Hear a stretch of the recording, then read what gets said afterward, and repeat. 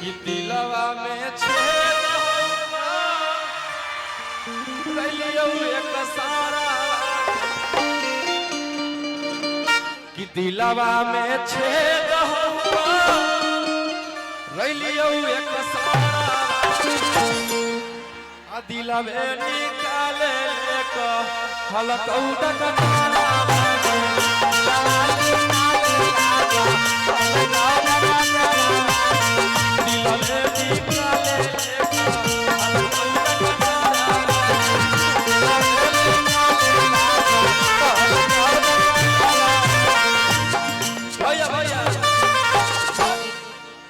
इस गाने को मैं ऐसे नहीं गा दिलवा में छेद होगा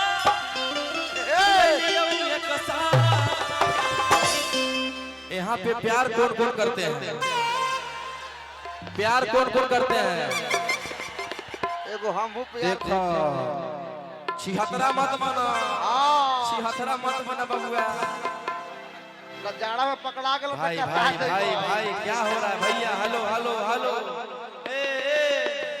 लाइटवा बुता दो हेलो हेलो हेलो लाठी ए लाठी जा जा क्या तरीका है मैं कैसे बोलूंगा क्या भैया बेफालतू कैसी ठेल ढकेल कर रहा है बेमतलब के अरे आप लोग ऐसे कीजिएगा आप नहीं मैं महाराज आप लोग कहा लाइटवा कहाँ बंद किया हो लाइट चलाइए लाइट तार गिर गया देखिए टनास के पास से हट जाइए आप लोग लाइट गिरा दे रहे हैं महाराज आप लोग अरे साउंड में से हटे साउंड में से कृपया हट जाए यहाँ पे कोई कुछ नहीं कर रहा भैया जो लाठी लिए हाथ में वही खेला करवा रहा है अब कोई यहाँ पे कुछ नहीं कर रहा है मैं बार बार समझा रहा हूँ लेकिन सब अपने आप को क्या बोले यार और स्टेज वो सब गिर रही है सब लाइट लाइट जलने दीजिएगा तारे छूट गया है अरे भाई करंट मार देगा दिक्कत हो जाएगा आप लोग ट्रस्ट से साइड हो जाइए बार-बार आप लोग से अनुरोध कर रहे हैं हम ही एगो सिंगल कलाकार है जो मेरे कार्यक्रम में हुड़दंग नहीं होता है लेकिन जानबूझ के लोग करवा रहे हैं तो अलग बात है ये लोग प्यार देने आते हैं लेकिन डबल फोरबो अरे भैया ऐसे भूखते रहेंगे गला लगा हुआ है कि दिलवा में छेद होगा रलियो एक सारा कि दिलवा में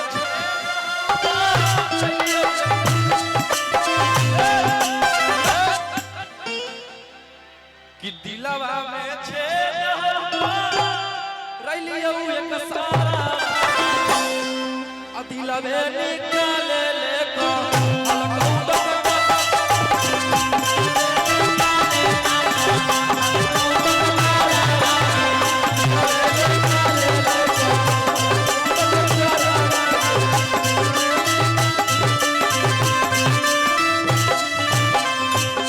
हेलो प्रयास कइले आई लौरी पोट जा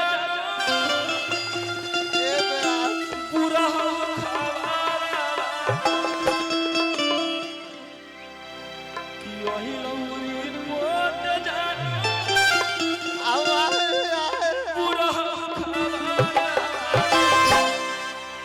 कैसी लड़की है गिर गया है फिर भी नहीं उठा रही है गिर गया है उठा बाबू वो 76 है कि यही लौरी पोट जानो पूरा खवारा और दिलवे निकाले लेको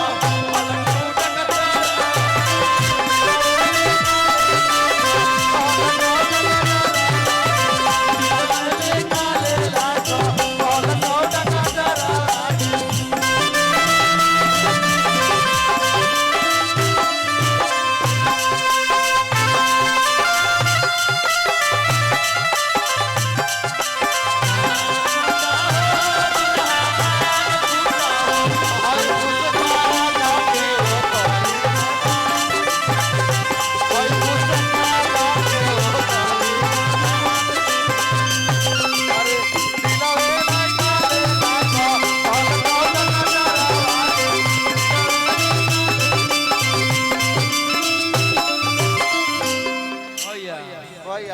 लइकवा बड़ी प्यार से बोला भैया कि पीएम सीएच में भी नहीं हाथ उभार आती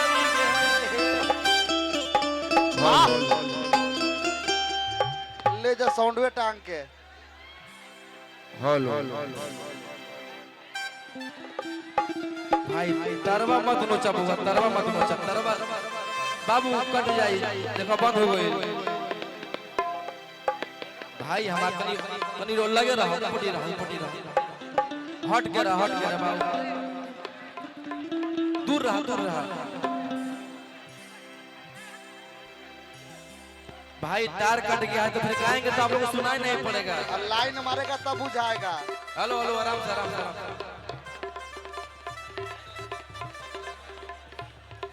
ठीक है, आराम से आराम से।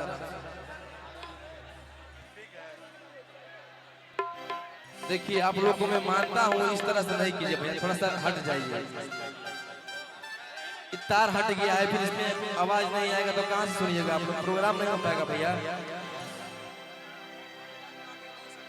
नहीं नहीं, लाठी नहीं मारना है।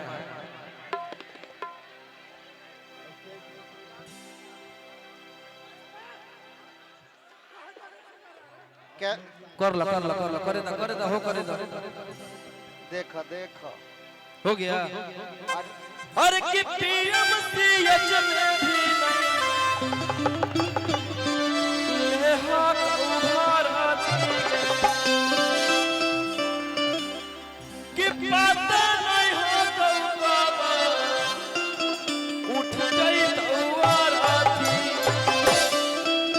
भैया थोड़ा सा हट के रहिए भैया, यहाँ पे तरवा है ना भैया, आप लोग को लाइन वगैरह मार देगा फिर दिक्कत मुझे होगा। फर्क बाबू रे, हट छोटू हट यहाँ से, हाँ सट रही है आप।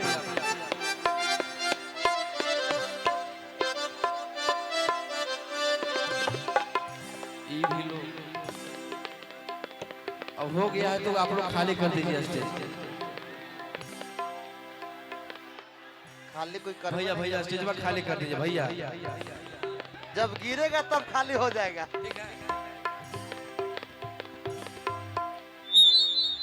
अपना सामान रक्षा करेंगे। खाली कर दो बुआ, खाली कर दो स्टेज पर, खाली कर दो भैया। और स्टेज गिरे हो गया है।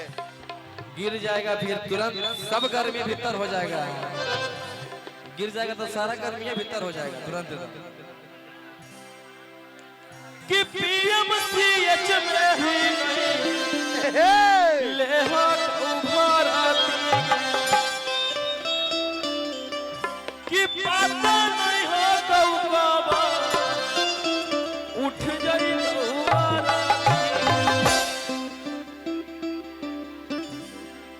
कि टेंशन से सो घर परिवार,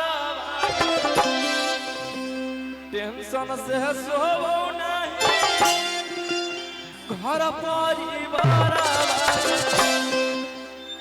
दिलवे निकाले लेता अलगू नजारा, दिलवे निकाले लाता अलगू नजारा, दिलवे निकाले लेता अलगू नजारा, दिलवे निकाले लाता अलगू नजारा।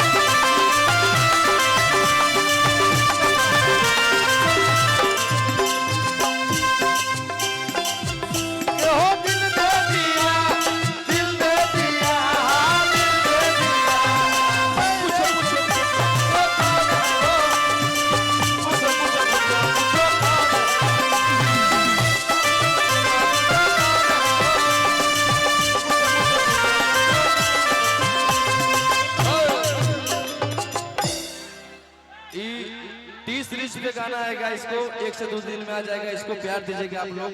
बहुत बड़ा लगन का गाना है।